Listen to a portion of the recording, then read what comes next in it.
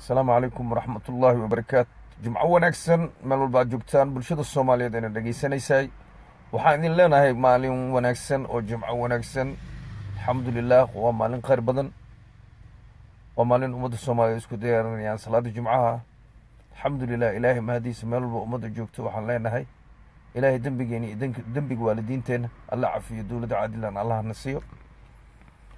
madax cadaalad iyo sinaan iyo horumar waddanka gaarsiisan allahna siiyo walow aan gacanta ku hayn ummadda Soomaaliyeed waxay isweydiinaysaa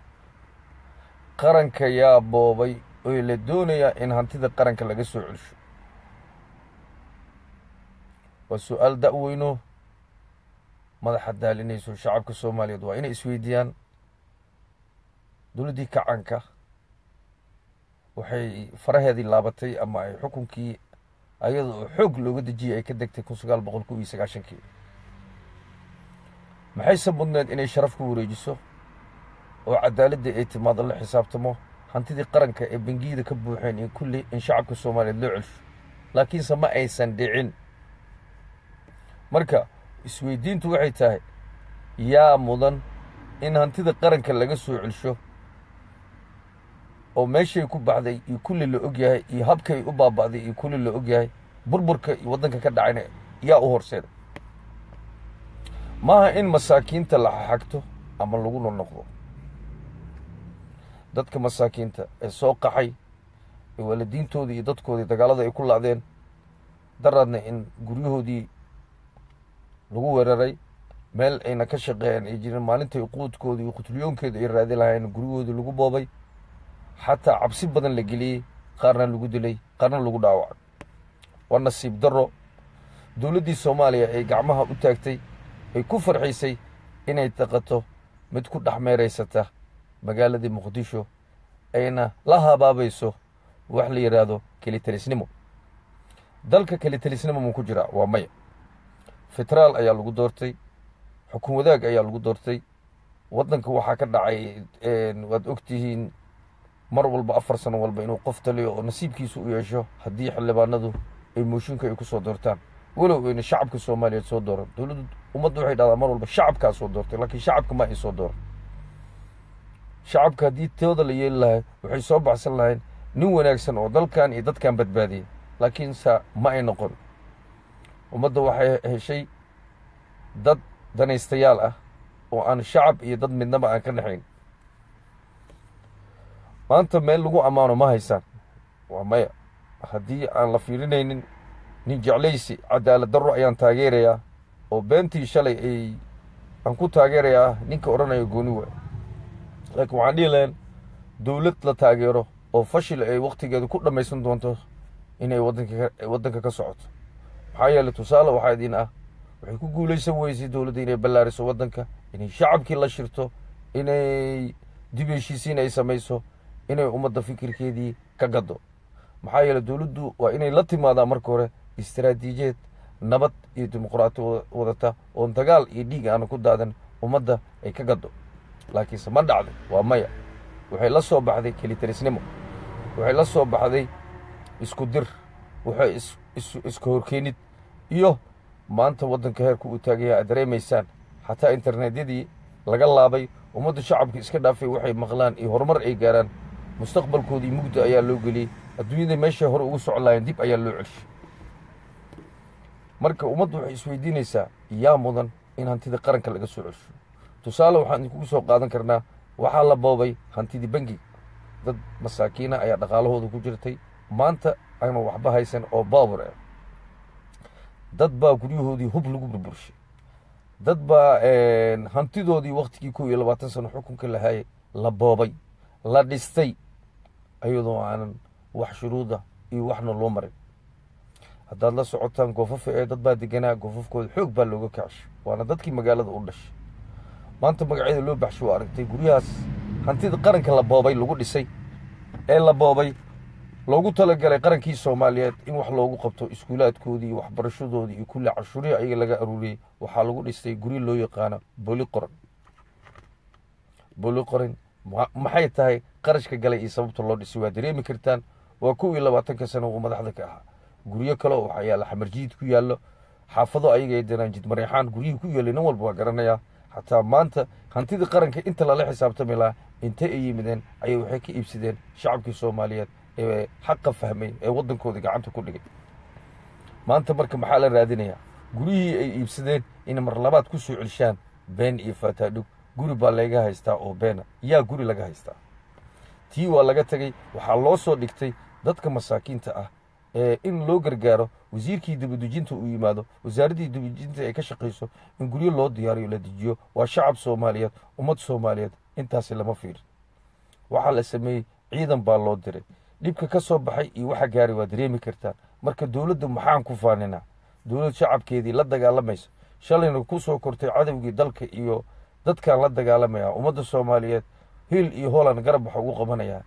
dalka dibaddiisaan wax ku soo bartay waxaan ahay nin maanta wax fahansan waxaan ahay nin aqoon uqdad iyo qabiil ka dhab qabyaalad ka dhab ma socoto qof walba muraayadda ayuu fiirinayaa dowladda sida loo doortay fiiri xukuumadii ugu sarreeyey wuxuu siiyey heebtiisii wasaaradihii ugu sarreeyey sidaad la socotaa wuxuu siiyey heebtiisii hantidii qaranka ee sidii dekedihii ka soo gelaysay hoteeladii ka soo gelaysay hay-adihii kulli ka soo gelaya cashuurtii laga qaaday shacabkii intiba meel ay ku baxaan lama og dowladda ayaa siday rabta u maaraysato xildhibaanadiisa maxaa ku dhacay maantase waxaa farxad weyn oo ah 7 bisha Juulaay maanta oo ah maalintii ay furmayeen xildhibaanada isu imaatankooda ilaahayna waxaan ka rajaynaynaa inay xaqa shacabka Soomaaliyeed u hiiliyaan shalay waxaa wada fadhiyeen hogaamiye kooxeedyada anigu ma dhahay maamul goboleedyo oo hogaamiye kooxeedyo ayaa shalay waxay fadhiyeen Soomaaliya waxay magaalada Muqdisho ay ku fadhiyeen sidii shacabka Soomaaliyeed gacanta loogu geli lahaa isticmaalka iyo sidii hantidoodii iyo dekedahoodii iyo qaraadkoodii loo boobi lahaa shalay waxay ku shireen hadaladoodii waxaa ka mid ah in 4.5 xukunka lagu qaybsado waa nasiib darro haddii 4.5 lagu qaybsado ciidamadii marka waxay noqonaysaa in maamulkii dekadihiina lagu kala qaybsado 4.5 maanta waxaa la saaran yahay waxa in xaqiiqda laga leexdo waxay keenaysaa dhib badan miyaynan ahayn in 4.5 lagu qaybsado dekadaha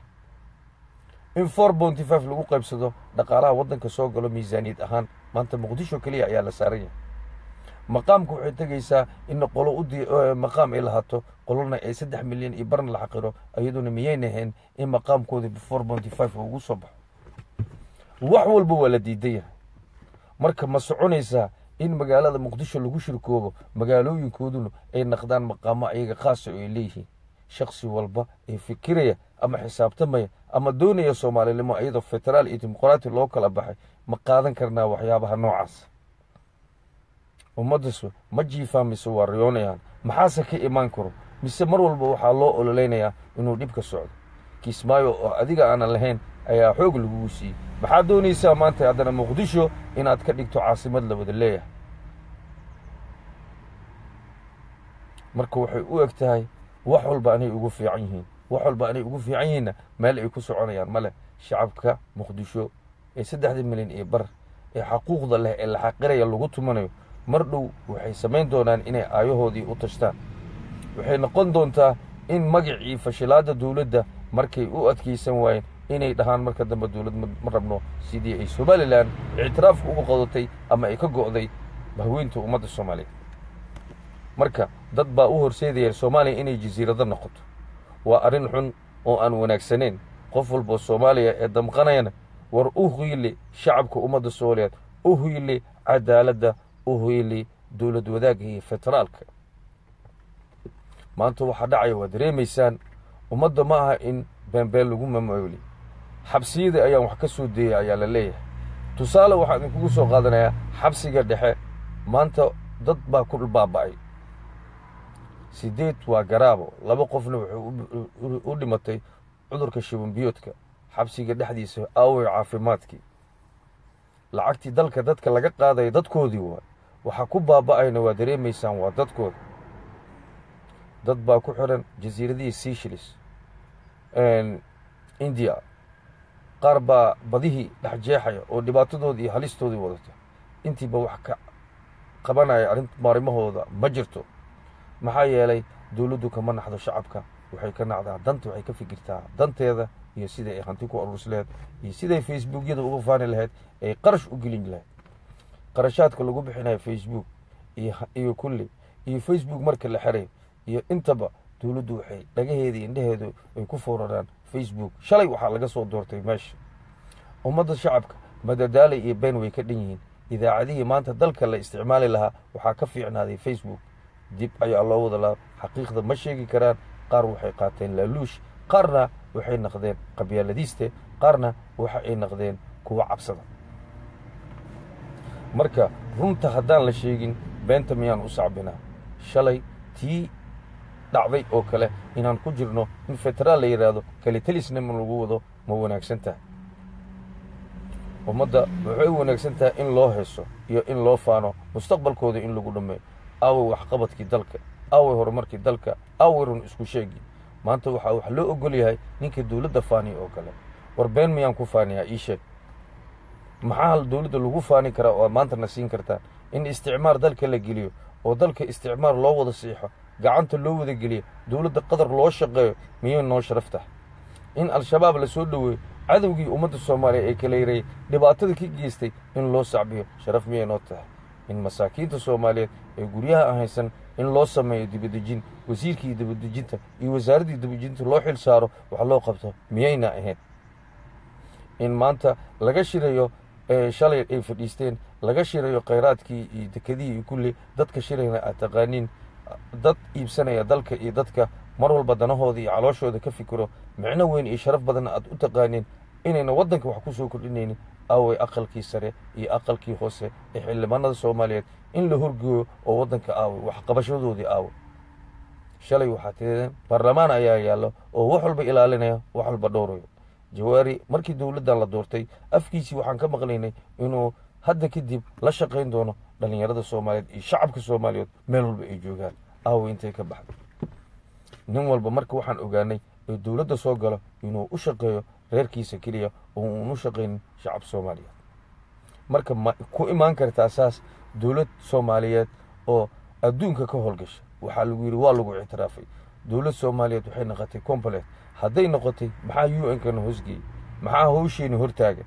maxaa anagu mar walba aan arrinteena ugala fadhiisanaynaa qaramada midoobey? aaway dadnimadeenni, aaway wadanimadeenni. madaxweyne dhan waayo intuu baxay ummaddiisii wax u soo dhicin lahaa wuxuu go-aanka u horreeyey ee dalka markuu qabsaday qaatay in cunuqabataynta laga qaado. cunuqabataynta micnaheeda maxay tahay? inaan dadka baaba'sho. walaalayaal been yaa isu sheegin, dad baa dad baaba'shay, hantidii qaranka boobay. maantana soomaaliya si sharaf leh raaxo leh ku marayo, weli la ammaanayo, weli la lahayo waxbay qabteen. war nin ku jiray ama wasiirka ahaa ama madax ka ahaa ama degmo ka shaqaynaya ama shantar ka shaqaynaya ee dawladdii maxamed siyaad bare muxuu qabtay? waa su-aasha isweydiinta leh. 21 sane shacabkan ayagaa dhibka iyo balaayada iyo intaba u horseeday. dadkii ku soo koray hantidaasna maanta waxay waddanka ka naqdeen madaxweyne. walaalkii xasan cali khayre waxaad fadhisaa, ummad baad hor fadhisaa. farmaajo wuu u tashtay dadkiisa, adigase maxaa dadkaada kaa jiibshay? isweydiinta meesha taala saawa. weli ma muuqatay dadkaada waxay ku nool yihiin? ma aragtay? galmudug baad ka dhalatay, waxaad ka dhalatay hirshabeellaad ka dhalatay, magaalada muqdisho aad u dhaqatay. waxaa dhibka ku dhacayna waa adiga. maxaad u jiiftaa? maqaamkase maxaad u hortaagan tahay? ummadda magaalada muqdisho degan waxay leeyihiin dadka canshuurta laga qaado waa iyaga, waa dadka dhaqaalaha soo geliya ayaga, waa dekadaha maraakiibta waxa ka soo dejiya ayaga, waa hoteelada waxa u furan ayaga, waa miyaynan xisaabtoodii iyo dhaqaalahoodii loogu talagelin in dadkoodii wax loogu qabto, isbitaallo loogu dhiso, iskuulaad loogu dhiso? maanta intaba waxaa gacanta ku haya dawladda turkiga oo ku qaadata danaheeda iyo canshuuraad ayada ka soo galo. dakhliga isbitaalladaasna ay yihiin lacag qaaliya. maanta waxaan qabnaa brofesoro waddanka dibaddiisa wax u soo bartay, dhallinyarada society-ga oo dalka wax weyn ka bedeli kara, laakiin maxay bedelaan? waddankii wuxuu ku jiraa kelitalisnimo. yaa maanta isku biimeyn karo oo shacabkiisa wax u qaban karo oo si sharaf la dalka u tegi karo? ma jirto. miyaan dhihi karnaa marka dawlad ayaa noo dhalatay ummadda shacabka soomaaliyeed, mise been ayaan u helinaa?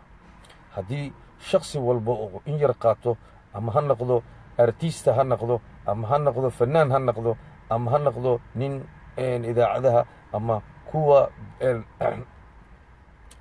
qabta shirgudoonada dalka dibaddiisa, intaba waxay ku shaqeeyaan laaluush. waxaa la wada siiyey lacaga badan. idaacaddii universal aad taqiineen waxay noqotay mid dhuunta ku shaqayso oo bil walba ama sanad walba intaasoo contracts lagula heshiiyey. marka shacabka yaa u maqan? miyaan inaan waxyaabaha noocaas aan fiirsano ayadoo dhallinyaradu maanta la dhahayo waxay ka gudbeen qabiilkii waxay u taagan yihiin ummadnimada iyo shacabnimada dadnimada soomaaliyeed ayay u taagan yihiin maanta in waxyaabahaas foosha xun iyo waxa soo socda aan ognahay in dadka la baaba'sho inaan fiirsano sharaf miyay noo tahay war sida aad la socotiin dalku wuxuu wada noqday dhufays wada bacaad miina jidadku waa wada xirxiran yihiin baabuurtii tagsi aabayaasha shaqayn jiray dhibaatada ay dadku ku soo qaadaan maalintii inta ay samayn jireen ayagoo canshuur laga qaadayo ayna nabad ku haysan wada shaqayn wacan ayaga iyo dowladda iyo shacabka inay kala dhex shaqeeyaan waa nasiib darro internetkii dhallinyarada wax ku baranaysay ama noloshoodii wax ku maaraysay ama kula sheekaysanaysay gabdha hadba ay jaceylka la leeyihiin intaba maanta dhegaha ayaa laga wada xiray gobolladii dalka sida aada la socotaan fiiriya galmudug maalin walba laba baa ku dhimatay hal baa la dhaawacay qarax baa dhacay maalin kasta waad maqlaysaan maxaa isbedelay marka war dhalanteedka beenta iyo kulli inaan fiirsano mafaxuma waqooyi galbeed meeshii laga soo dhaweyn lahaa 26 juun sida loo galay waad aragteen khaatume state waxay taagan tahay dhacda ma banaadir baan soomaaliya baan raacaa mise somaliland ayay ku dhuntay maamul goboleedyadii waa yimideen yaa marka meesha in aad been lagu kombeeyo oo dalkii la iibsado la boobo diyaar miyaad u tihiin war maanta dalka badbaado u baahan yahay wallahi haddaad badbaadina dekadna waa ku daysay badna waa ku dayey kheyraadna waa ku dayey waxaad adiga heshay iska daa xataa waa garan waayeen shacabka aan ka noolaysano si dunida shacabkay wax ugu qabto dhaqaalaheenna adduunka aan kula qaybsano waa naftirkeeda fikrad wanaagsan hubka la aruurinayo iyo kullina wuxuu ku xiran yahay haddaad xasuusantaan maxkamadihii waxaa laga dhisay dalka hubka dadka lagama soo qabin nin walba asaga ayaa keenay marka qof walba markuu maqaamkiisa leeyahay asaga ayaa hubur iyo wax geenay marka wax badan ayaa isku darsan bangiyada la dhacay qof ka hadashay male hanti badan baa shacabka soomaaliyeed ka maqan qaar baa jeegagoodii saacadan guriga u yaalaan yaa siinaya hantidaas luntay shariif abow sida loo rartay waa taagneen aniga shingaaniyan joogo waqtigaas baabuuro ayaa lagu rartay dollarkii shilin dollarkii bangiga lacagta qalaad ee shariif abow dadkii rartay waa la yaqaanaa jawaanada lagu rartay qof walba way og yihiin waxaa rartay farmaajo in adeeryaashiisa rarteen بوليسية ميليتارا فقشت سيدة أوجش قفل بادريمي كرتا بنجي وهرمرينتا أو لعقت تيل بنجي جناحسي سوماليت لعقت تيلي أو بنجي ذي كلو يريرا بنجي قد حيو كلا أو هانتي ذا لقدر دش قرشات كاس ودن دي بدها يا لوقاتي يا الله حساب تمي أو إسويدي وهناك سنتا إن ما أنت قرن كويحي سديب لوسو علشو شعب كويحي سنراتشو وحبذن الله بابي أيها برنامج صوب حدون حقيقة ما أنتي تاجنتها هي هانتي ذي waxyaabahaasi dib loo soo celiyo ummadda soomaaliyeed meel walba aan joogno waxaan leenahay inaan isku tiirsanaado aan hal noqono dalkan waxaa badbaadiyey ururkii SYL waxay muujiyeen geesinimo waxay muujiyeen cadaalad waxay ka hadleen sida dhabta ah laakiin sida aan hadda u jeedno facebookyada iyo qaarkood waxa aan ka arkayno ma aha in wax lagu bubuuni karo sidaad la socotaan dunida maanta aad joogtaan waxaa jira mucaarid waxaa jira muxaafid waxaa jiro cunsuri waxaa jiro nidaam la yiraahdo way badiyiin xisbi la yiraahdo cunsurina aan ahayn waxna aan ahayn meeshuu raacsan yahay aan ogeyn iyo xisbi u dooda diimaha anagu waxaan nahay ummad muslima intaba waxay wada noqon karaan xisbiyo wada badan oo isku wada mucaarad ah waxay noqon karaan dad ka hadla waxayna ka soo bixi karaan shacabka laakiin dadka hadda jiro waxay yihiin dad u ololeeya qabyaalada qabyaalad qaran ma noqon kartaa waa maya maanta ma wanaagsan tahay in dadkii ku dhaqnaa muqdisho qaarna la yiraahdo xorooyinka dawladda iyo kulli ayaga oo degan qofna la hadli mayso kuwa masaakiin oo waxba galabsana la baro in loo diro dad wadanka generaalka ah ma xukun military ayaan ku jirnaa markii dadka la leeyahay military ayaa lagu soo dirayaa muxuu yahay federaalka hadda jiro ma federaalka litirisba mise federaal shacabka ummadda Soomaaliyeed dimuqraadi iyo cadaalad qof walba uu wuxuu rabo ka hadli karo away dimuqraadiyada la sheegay ha hadlin haddaad farmaajo taageen waxaa tahay wadani matid waxaa tahay qabyaaladiista haddaad wax walba runta aad sheegto waa beenta taas sharaf ma noqon kartaa waa maya kurs wasaaradihii iyo dawladdii sida loo xulay waa dareemi kartaa maanta xildhibaanadu afar bay kala yihiin kuwa waxay u taagan yihiin maqaamka haddaan wax loo qaban anaga mooshin baan wadnaa. kuwa waxay u taagan yihiin waddanka dhibaatada ka socdo iyo waxa socdo haddaan wax laga qaban annagu waxaan nahay mooshin baan ka keenaynaa, waa u jeednaa iyo boobka hantida iyo waxa ay ka dhacaya. kuwa waxay leeyihiin annaga wasiiradii meesha kama aan muuqan, haddii aan wasiirada dib laysugu shaanin ama wax laga qaban mooshin ayaan wadnaa. kuwa waa 40 la qiyaaneeyey. maxaa lagu qiyaaneeyey? shalay been baa loo sheego waddankii wax wada qaybsi iyo kulli ayaan ka siinaynaa, doorashadiina waa looga shubtay, waa ugu shubeen, ballanqaadyadii iyo wixii loo qaadayna waa la'yihiin. marka 4taasi sidee loo daaweyn karaa? marka haddii aad shalay dhahayseen shacabka ayaa qaldan ama dadku waxay taageeraan qabiilkay taageeraan ama sida aad leedihiin, fiiriya berito waxa dhacaya. baarlamaanku wuu furmay, mooshinada kala nooc ayaa socdo, mid walba kuwana ay xaqiiqo yihiin, kuwana ay raadiyeen sadbursi ay yihiin, kuwa intaba way soo bixi doonaan. maxaa yeelay qeyraadkaada ninkii boobay oo loo soo saxiixay, ninkii soo saxiixay kulli waxaa laga rabaa, xisaabtana laga rabaa intuu geeyey qarashaadkaas, meesha uu soo saxiixiyaa u fasaxay, saxiixas ayaa iskale.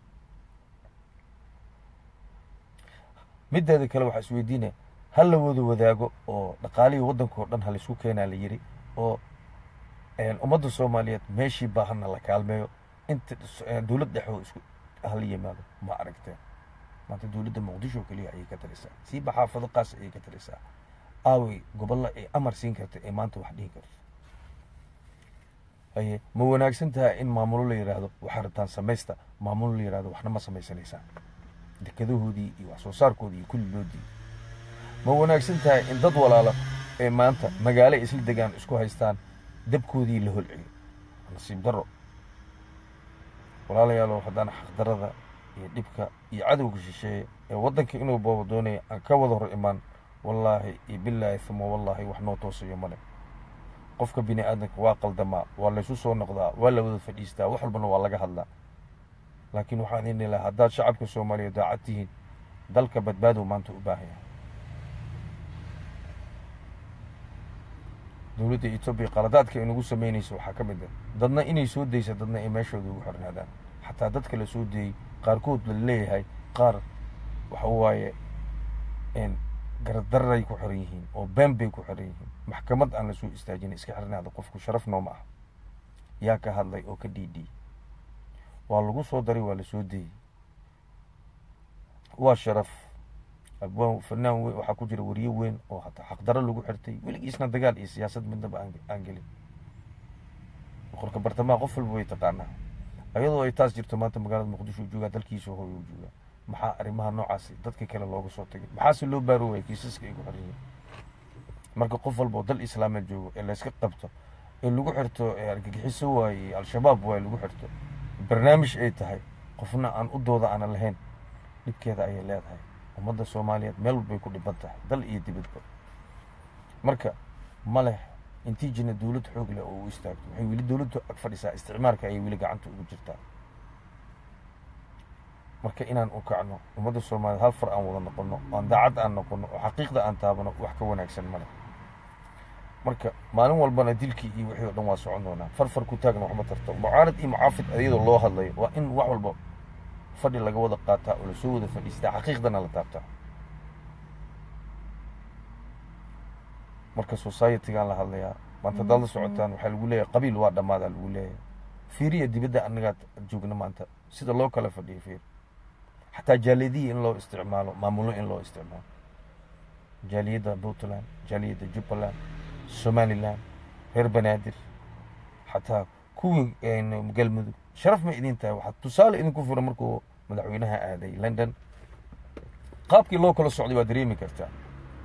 dowladnaha lagu leeyahay, nin walba calan buu watay, madaxweynayagan soo dhaweynaya. yaa sheegay 5 madaxweyne oo hal meel isla tagto? waa nasiib darro. taas naftirkeeda waxay sinaantii iyo cadaaladii iyo horumarkii intaba inuuna imaanin. dadkii saa sameynaya ayaa maanta lala shiray danaha Soomaaliya lagala tashanay. aw xildhibaanadii nin walba uu soo diray oo aqalka sare aqalka hoose ah miyuuna ku kalsoonaan? shalay waxay dhahayeen xildhibaanadu waa midku dawladda ay soo dhoodhoobtay. maantase nin walba gacantiisa ayaa ku soo baxsay, lama aaminsano. waa sharci dejintii waddanka. yaa wax walba uu sheego, yaa wax walba uu geeyo. xildhibaanada naftirkooda waxaan weydiinaynaa dekadihii iyo badihii sidai ay ku wada baxeen si aad ogtihiin miyaa maxaad uga hadli weysaan mise waxbaa qaadateen noo sheeg maqaamka gobolka banaadir waxa ku dhegan noo caddeeya sababta diidaysa waxaan codsi weysanay madaxweynayaasha waddanka soo maray oo u dhashay magaalada muqdisho ayagu naftirkooda wax aqbaray aqoon-yahanada intaba aan kama anhay shacabku waa in wax walba laga dhaadhiciyaa sababtaasaa magaalo madaxda lagu diiday haddaa taan tusaale idiin soo qaato addis ababa magaalo madaxda waa la diiday laakiin qaab kale ayaa loo maariyey maanta haddaad la socotaan oromo waa degiyiin ayagaa madax ka ah ayagoo madax ka ah qofka oromada ah maanta warqad walbo waxaa laga soo dhammaynayaa kilinka oromada laga soo dhammaynaya warqad aan oromo soo dhaweynin ama guri ha noqoto ama xukuumad ha noqoto ama saxiix ha noqoto haddayna ayaga soo dhammayn wax ka soconaya male taas hataa ma haystaan reer muqdisho amaya nin walba waa iska imaanaya gooruu soo galay iyo gooruu baxo lama ogo siduu ku degayaa berina wuxuu leeyahay banaadir baan ku dhashtay marka waxaa la rabaabo in raadraaci dhanba la tirtiro wax la boobo waxyaabo laysku qoriyo dadku lagu mashquuliyo waxaana jirin maqaamka gobolka banaadir inuu sidaa uga baxo marka waa nasiib darro shacabka soomaaliya 3 milyan bar ee la xaqiray waxay u qalmaan laba maamulay u qalmaan xataa lama siin ekis banaadir ahayn lama siin war xataa garta qaab sameeya ma leh wasiirada naftirkooda tusaale aan ka siiyay wasaaradda arrimaha gudaha yaa ku shaqeyn kara maanta dawladda meesha ay degan tahay mudnaan ma lamiya dadka reer muqdisho ayagaa soo dhawey waxa la cunayo waa dakhligood waxa canshuurta laga qaadayo waa iyaga intaba yaa ka hadlay taas naftirkeeda yaa isweydiiyey marka qof walba wuxuu ku leeyahay xaqdarada u hiili maxaan xaqdarada ugu hiilaya tii shalay inaan maanta ku socdo ma wanaagsan dawlad federaal oo xaquuqdaada ka hadli kartid farta aad taagi kartid kulliyaa dhisan waan sheegaynaa wixii xun ma sheegi kartid waa foolxumo madadnimo soomaaliya jannaal lagu galaa meesha waxaa yaallo dimuqraati ayaa la ii sheeg kitaabkii alle waa diideen waddankaas waxa maamuli karo waa kitaabka alle waa diideen waxaad ka doorateen adduunka oo in yar ka qaadanaan ka dooran kii aad haddana xaqdarro nagu wadaan ma soconaysaa waa maya marka ilaahay aan ka baqno ummad ilaahay wuxuu ugu nacban yahay ummadda xaasidka ah ee dadkoodii aan u fikirin aan u nixin soomaaliya waa baabaashi waa xasidnimo waxay horumar la gaari laadahay waa xasidnimo waxay kor ugu soclaadahay waa xasidnimo iyo madax doonaystayaal ah oo dhunta ku dareera aqoon-yahan aan fikirin shacabkiisa iyo dalkiisa aan u nixin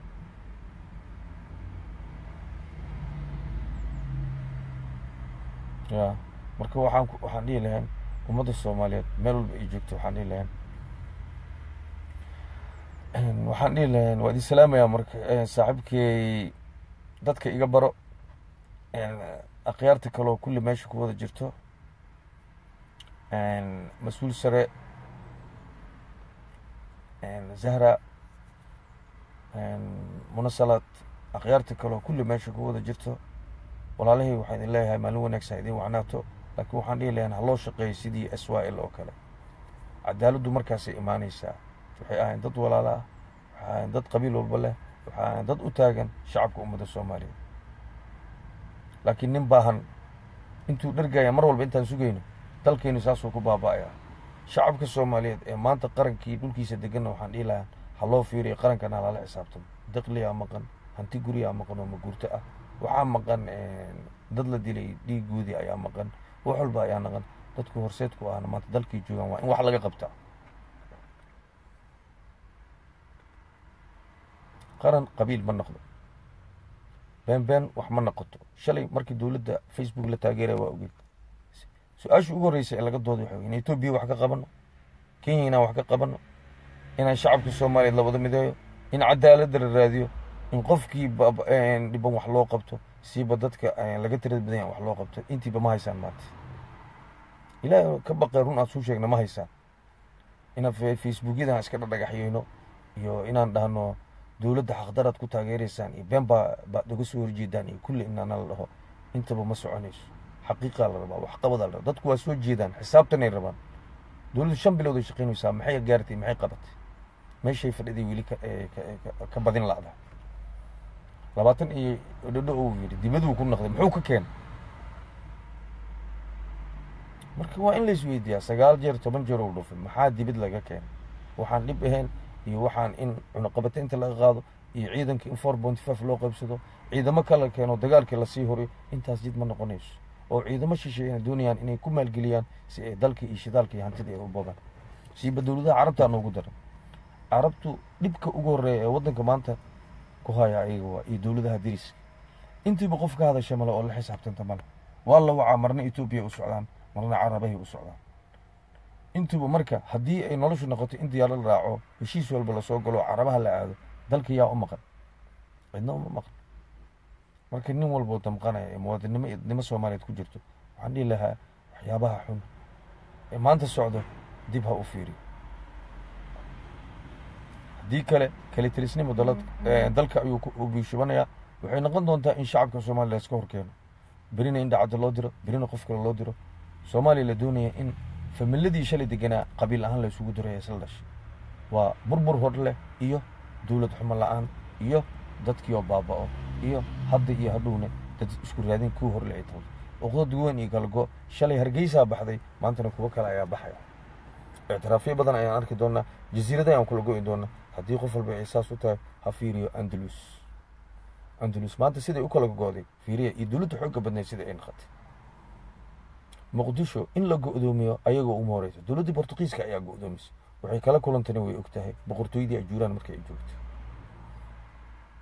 ilmo soomaale mar walbo dhibaatada waxay dushooda ay ku dhacdaa waana dad aan doonayna ajnabi inuu waddanka soo galo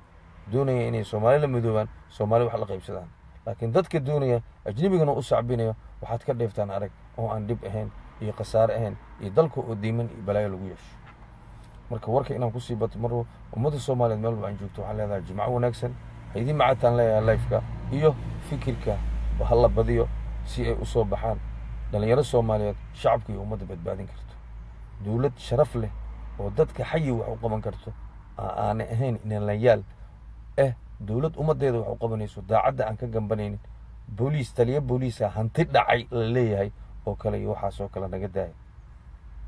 hala isla xisaabtamo uu yidhi ra-iisul wasaaraha aw xisaabtankii mooshin baa laga keenay muxuu mooshinka ku yimi ma isweydiiseen xildhibaanadu shacabka indhahoodii wey waxay arkayaan annagu ma arag marka waxaan dhihi lahayn ilaahay aan ka baqno xaqa aan u helino daacadda aan ka hadno wadaaggii federaalkana bannaankaa la soo dhigo dowladnimo saan laguma noqdo waa in wax laga bedelaa waxa ay ku shaqaynayso inay shacabkeeda tusiyaa federaalku wuxuu yahayna ay dadku u caddaysa wabilaahi towfiiq wasalaamu calaykum waraxmatullahi wabarakaatu ha idiin macaato meel walba aad joogtaan soomaaliya ha noolaato muqdishona waxaan leeyahay ilaahay culeyskaa ka qaado idinkana aan iscafina idin dhiilaa meel walba aan joogno wabilaahi towfiiq jumco khayr qabta jumcadan jumcadeena allah nabada kuna siiyo wabilaahi towfiiq wasalaamu calaykum waraxmatullaahi wabarakaatu